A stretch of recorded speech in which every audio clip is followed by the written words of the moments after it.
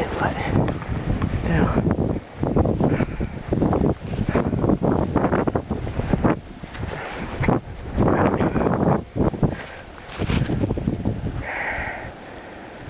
I would say 12 or 13 inches in most spots.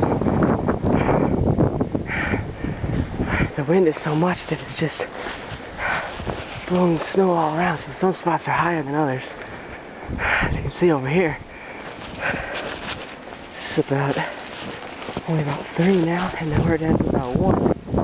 And over here, you got about nothing in this spot. It doesn't make much sense. And it's windy.